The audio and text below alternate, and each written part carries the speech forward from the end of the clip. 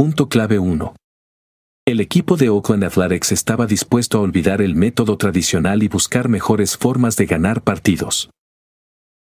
Michael Lewis estaba fascinado por cómo algunos jugadores y ejecutivos infravalorados por las grandes ligas se convirtieron en una de las personas más exitosas de las grandes ligas de béisbol.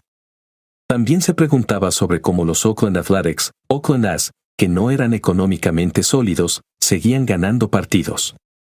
Por ejemplo, durante la temporada 2002, los New York Yankees tenían una masa salarial de $126 millones, mientras que los Oakland A's tenían una masa salarial de unos $40 millones, pero los Oakland A's ganaban. También se suponía que solo los equipos más ricos podían conseguir los mejores jugadores, por lo que se tiende a pensar que siempre ganarán.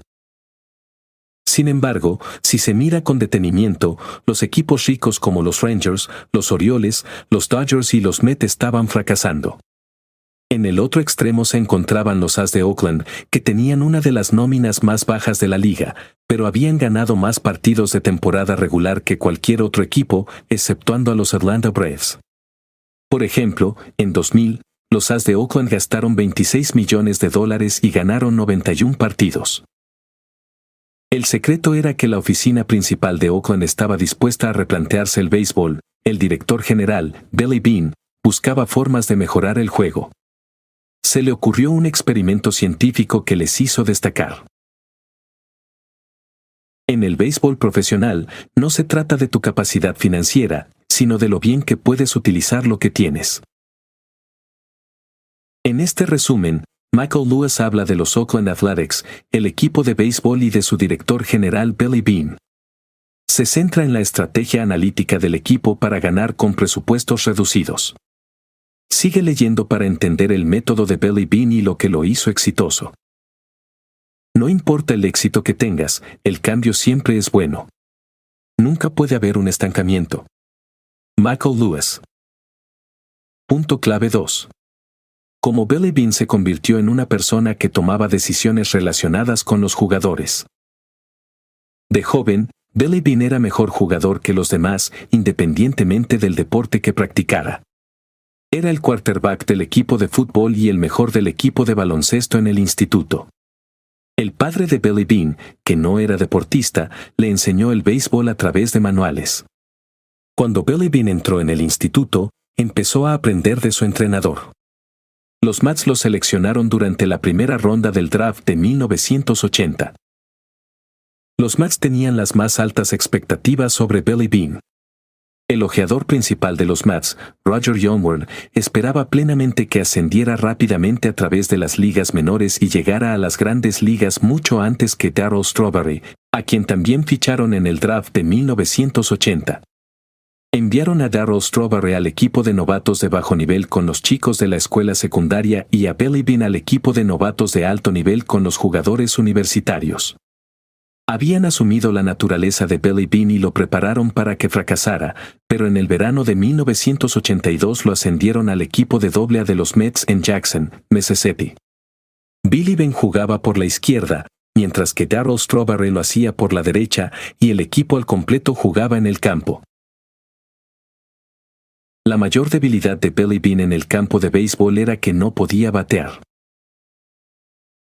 Billy Beane llegó al límite y decidió que quería un trabajo como ojeador avanzado, los que viajan antes que su equipo y analizan los puntos fuertes y débiles de sus futuros rivales. A pesar de que el gerente estaba desconcertado por el hecho de que alguien dejara de ser un jugador para ser un ojeador avanzado, lo contrató de todos modos.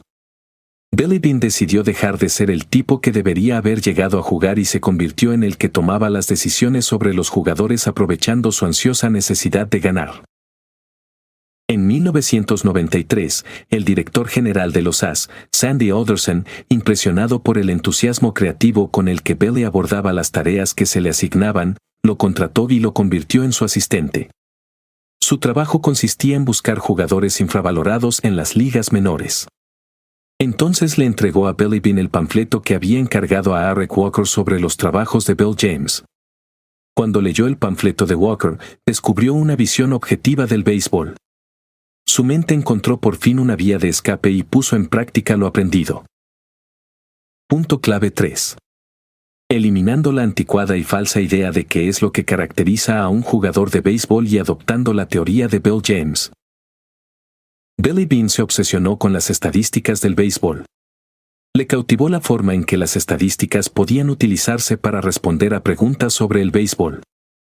El béisbol es un teatro que no puede ser artístico si no se pueden entender adecuadamente sus actuaciones. Pero, por desgracia, los responsables han distorsionado el béisbol profesional porque creían que podían juzgar el rendimiento de un jugador con solo ver el partido. Bill James, un escritor que escribe libros sobre la comprensión de las estadísticas de juego, argumentó que estaban gravemente equivocados porque el simple hecho de ver el partido era una herramienta inadecuada para aprender lo que había que saber para evaluar a los jugadores de béisbol y los partidos de béisbol. Entonces, si no podemos saber quiénes son los buenos jugadores de campo con precisión mediante los libros de récords o observando, ¿cómo podemos saberlo? Bill James propuso una nueva estadística, el factor de alcance, que era el número de jugadas exitosas que hacía el jugador en cada partido. Sin embargo, también había problemas con los factores de alcance. Por ejemplo, un jugador en un equipo formado por lanzadores de bolas altas puede hacer fácilmente más jugadas exitosas que un jugador en un equipo de lanzadores de bolas hundidas. Las estadísticas del béisbol no son realmente logros conseguidos por las personas respecto a sus compañeros, es el resultado de una combinación de circunstancias. Después de leer los 12 resúmenes de Bill James, Billy Beane descubrió que se había estado aferrando a una falsa noción de lo que hace a un jugador de béisbol exitoso, y se dio cuenta de que había mejores maneras de hacer las cosas. Entonces, 10 años después de que Bill James dejara de escribir sus resúmenes, los Oakland Athletics empezaron a utilizar los conocimientos desarrollados por Bill James y otros analistas externos al deporte, los pusieron en práctica y llevaron esta información al campo. De su lista de 20 jugadores deseados, se hicieron con 13 jugadores, 4 lanzadores y 9 bateadores. Seleccionaron a jugadores descartados por sus ojeadores como demasiado bajos o demasiado delgados o demasiado gordos o demasiado lentos. Seleccionaron a lanzadores que no lanzaban lo suficientemente fuerte para los ojeadores y a bateadores que no tenían suficiente potencia. También eligieron a jugadores muy jóvenes durante la primera ronda del draft, quienes no creían que fueran a ser elegidos antes de la 15ª ronda, y a jugadores de rondas inferiores que no creían que fueran a ser elegidos en ningún caso.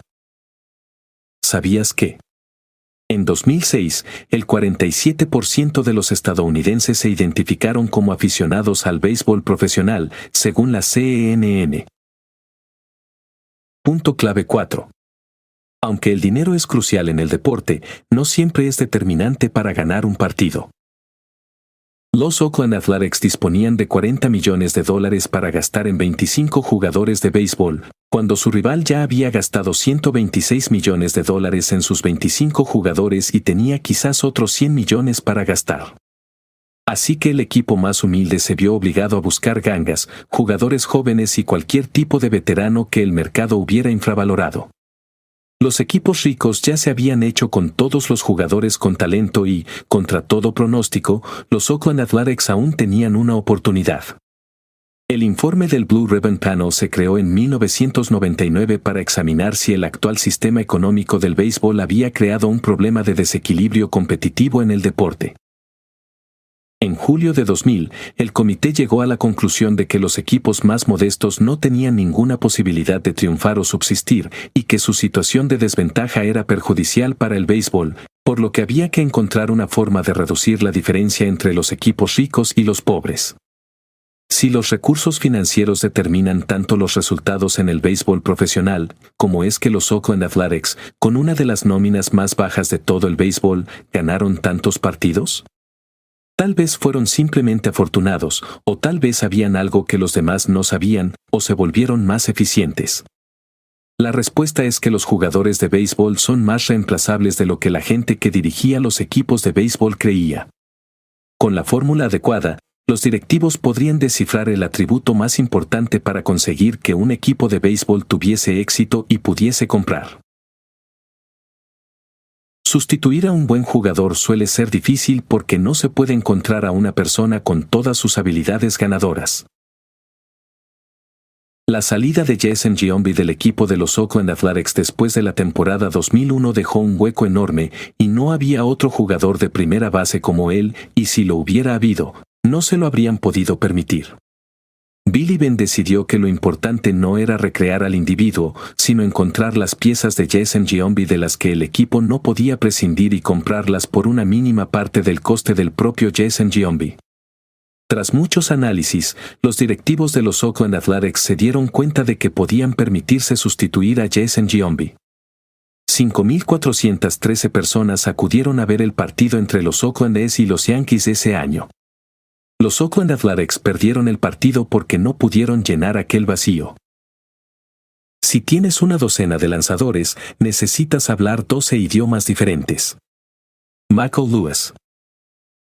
Punto clave 5. El método que utilizaba Billy Beane en el mercado de jugadores de béisbol era poco sistemático pero increíblemente eficiente. Scott Hatteberg llegó a jugar en los Red Sox con un nervio roto en el codo porque se lo rompía cada vez que estiraba el brazo de lanzar. Por fin cedió y se dejó recolocar el nervio hasta donde debía estar, pero cuando terminó la operación no podía sostener una pelota de béisbol ni lanzarla. Tuvo que aprender a jugar desde cero. Un minuto después de que expiraran los derechos de los Rockies sobre Hatteberg, Paul DePodesta, subdirector general de los Oakland Athletics, llamó a la agente de Hatteberg para hacerle una oferta en 2002. Hatteberg encargó a su agente que llegara a un acuerdo con Oakland y en el momento en que lo firmó, recibió una llamada de Billy Beane que le dijo que estaba encantado de tenerlo en la plantilla. Hatteberg sufría en las tareas más básicas, como colocarse en posición para recibir los lanzamientos de otros jugadores de campo.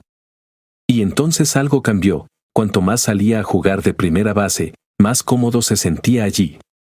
Empezó a relajarse y a desear que le lanzaran la pelota. Empezó a sentirse el mismo. Se divertía y hacía jugadas que la gente no esperaba que hiciera. No prescindas de tus jugadores con facilidad. Si se vuelven ineficaces, busca la manera de devolverles la confianza. En julio de 2002, Billy Beane ya no necesitaba consultar las listas de jugadores para saber qué hacer. Sabía qué jugadores de otros equipos quería y cuáles de su equipo no. Para realizar intercambios interesantes en este periodo del año, Billy Beane convencía a otros equipos para que compraran a sus jugadores por más de lo que valían y vendieran a los suyos por menos de lo que valían. Era algo que había hecho con mucha eficacia desde hacía algunos años. Este truco funcionó porque los equipos malos perdieron la esperanza, y con la pérdida de confianza llegó la necesidad de recortar gastos, lo que les llevó a deshacerse de jugadores. A medida que la oferta de jugadores aumentaba, y sus precios bajaban, Billy adquiría jugadores que nunca habría podido comprar al principio de la temporada. Punto clave 6. Billy Beane tiene un gran ingenio para detectar diamantes en bruto. El equipo pasó de ser bueno a ser excelente cuando Billy Beane adquirió a Ricardo Rincón y Ray Doran. El único equipo con un mejor récord de segunda mitad de temporada que los Oakland Athletics de 2002 en los últimos 50 años fue el Oakland Athletics de 2001. Chad Bradford, que era el mejor lanzador de los Oakland Athletics y el lanzador de relevo más eficaz de toda la liga, fue el más importante para el éxito del equipo. Chad Bradford es alguien a quien, hasta que los Oakland Athletics se hicieron con él por casi nada, nadie en las grandes ligas prestó atención. Los principales directivos del sector atribuyeron el éxito de los Oakland A's a que Billy Beane tuvo suerte con los lanzadores. Esto se debió a que Billy Beane adoptó un modelo mental diferente al del lanzador de las grandes ligas. Los lanzadores eran más como escritores en su mente. Al igual que los escritores, iniciaban la acción y establecían el ritmo de sus partidos. Los lanzadores tenían varias formas de lograr sus resultados, y la valoración debía basarse en estos efectos más que en su apariencia externa o su técnica. Los grandes lanzadores eran lanzadores que conseguían outs. La forma en que lo hacían no tenía importancia. No hay que hacer comparaciones porque cada jugador es diferente y cada uno debe ser visto como un caso excepcional. Los Oakland Athletics llevaban una racha de 19 partidos ganados y se había convertido en una noticia nacional. Necesitaban conseguir una victoria contra los Kansas City Royals para completar una racha de 20 partidos ganados.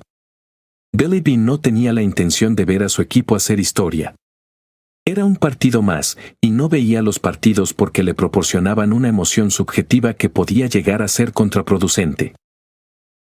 Cuando otros intentaron hacer comparaciones entre Chávez y Jason Giambi, Barry Bonds y Alex Rodríguez, la sencilla respuesta de Billy Beane fue que los jugadores de béisbol siguen patrones similares, y estos patrones están grabados en los libros de récords. Aunque algunos jugadores pueden no aceptar su destino estadístico, en un equipo de 25 jugadores, las anomalías estadísticas tienden a anularse entre sí. Lo que significa que la mayoría de ellos se ajustarán con bastante precisión a sus expectativas. Punto clave 7. La tentación a la que se enfrentó Billy Beane y que casi le hace abandonar los Oakland Athletics.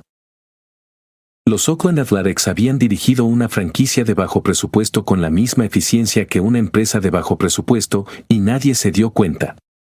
Lo único que le importaba a la gente era cómo le iba en la postemporada. Billy Beane, al igual que sus jugadores, cobraba poco y seguía necesitando dinero para seguir adelante, así que lo único que se le ocurrió fue aprovechar la ineficacia del mercado mediante un intercambio. El momento era perfecto. John Henry acababa de adquirir los Boston Red Sox y pretendía reformar su franquicia siguiendo el modelo de los Oakland Athletics. Nombró a Bill James como asesor principal de operaciones de béisbol. Si Billy Beane aceptaba dirigir a los Boston Red Sox, se le garantizaban $12,5 millones en 5 años, lo máximo que se había pagado a alguien por dirigir un equipo de béisbol. Cuando llegó el momento de que Billy Beane firmara el contrato con los Red Sox, no pudo hacerlo. Se quedó paralizado cuando la elección le involucró a él mismo. Billy Beane habría sido el director general mejor pagado de la historia del deporte. Pero, ahora que todos conocían su valor real, Billy Beane ya no necesitaba demostrarlo. A veces tenemos que sacrificar el ganar más dinero por la satisfacción que nos da el impacto que tenemos en la vida de otras personas. Como no lo hacía por amor a los Red Sox, Billy Beane rechazó la oferta y volvió a planear cómo devolver a los Oakland Athletics a los playoffs, y Paul DePodesta estaba dispuesto a ayudarle. Temía que él y Paul DePodesta nunca encontraran formas más inteligentes de construir un gran club de béisbol sin dinero, pero que, a menos que trajeran a casa un anillo de la Serie Mundial o 2, nadie lo sabría. Incluso si ganaban un anillo de la Serie Mundial, pensó que acabaría como otros directores generales que son aclamados por un día y luego olvidados. Pero se equivocó, porque transformó la vida de jugadores cuyas virtudes ocultas no habrían sido vistas por el mundo en otras circunstancias. Y ahora, esos jugadores que habían recibido aquella ayuda se ocuparon de devolverle el favor. El dolor de parecer malo es peor que el dolor de hacer la mejor jugada. Michael Lewis. Conclusión. Billy Beane se convirtió en vicepresidente ejecutivo de operaciones de béisbol y propietario minoritario de los Oakland Athletics en la temporada 2015. También es accionista minoritario del club de fútbol Barnsley de la Liga Inglesa de Fútbol, en Inglaterra. Además, Billy Beane es el propietario del SC Alkmaar de la Eredivisie de los Países Bajos. Reinventó el béisbol y cambió de forma definitiva la forma de jugar al béisbol, de dirigir equipos de béisbol y de valorar a los jugadores. Aunque el equipo de Oakland no era entonces el más rico del béisbol, se las arregló para ganar más partidos regulares que todos los otros 29 equipos, excepto uno. Aunque Billy Beane tuvo la oportunidad de renunciar a los Oakland Athletics y dirigir otro equipo con mayor sueldo, no pudo. El impacto que estaba teniendo en la vida de los jugadores de Oakland significaba para él mucho más que el dinero, así que se quedó. La clave de su éxito fue el impopular pero analítico método de la dirección para elegir a los jugadores.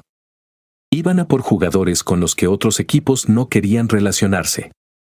Billy Beane tenía buen ojo para ver el potencial oculto en jugadores que parecían débiles por su apariencia. No estaba dispuesto a renunciar a ningún jugador, pero creía que incluso el herido Scott Hatteberg que los Red Sox rechazaron podía beneficiar a su equipo. Así que Billy Beane lo fichó lo antes posible. Billy Beane acabó convirtiéndose en uno de los mayores innovadores del béisbol moderno gracias al enfoque estadístico que utilizó para reclutar jugadores en el equipo. Prueba esto. Haz una lista de los objetivos que quieres alcanzar en los próximos 3 meses y elabora estrategias para conseguirlos. Cuando falles en una cosa, no te rindas. En lugar de eso, encuentra mejores formas de tener éxito, incluso si eso significa cambiar de estrategia.